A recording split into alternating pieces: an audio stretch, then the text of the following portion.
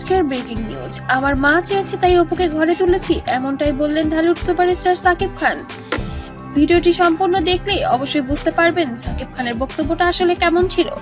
একটি টিভি প্রোগ্রামের ইন্টারভিউতে এসে উপস্থাপিকা তাকে প্রশ্ন করেছিলেন, আপনার ঘরে এখন কোন বউ আছে? সে এক বাক্যে বলেছিল অপু বিশ্বাস।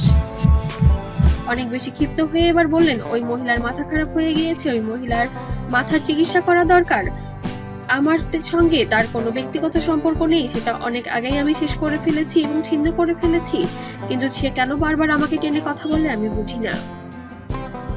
হ্যাঁ, সে আমার সন্তানের মা, এটা সত্যি কথা, কিন্তু তাকে আমি কখনো বিয়ে করিনি। কিন্তু সে আমার সাথে দেখা করার জন্য মরিয়া হয়ে গেছে। আমার অপু বিশ্বাসকে দিয়ে সে একবার দেখা আমার সাথে করেছে, ছবিটাও তুলেছে, সেখানেও কিন্তু সে বলেছে, সেখানেও সে আস্তে করে টাকাটাই চেয়েছে। এমনটাও বলে ফেললেন এবার ঢালিউড সুপারস্টারের বরবাদ ছবির ফার্স্ট লুকে এবার যেন অনেক জমজমাট আয়োজনে হয়েছে এবং রিসেন্টলি সে বিপিএল এর একটি প্রোগ্রামেও অংশগ্রহণ করেছিলেন এবং প্রায় সব তারকাদের নিয়ে বেশ জমকালো আয়োজনে অনুষ্ঠানটি উপভোগ করেছেন দর্শক শ্রোতা এবং ভক্তবৃন্দ। কিন্তু এর মাঝখানে বিব্রত পরিস্থিতিতে পড়তে হয়েছে শুধুমাত্র বুবলির কারণে সাকিব খানকে। তবে সবকিছু এড়িয়ে গিয়ে ওই মহিলা প্রসঙ্গে আর কিছু বলতে চান না, এমনটাই বলে তার বক্তব্য শেষ করে চলে যান ঢালিউড সুপারস্টার সাকিব খান।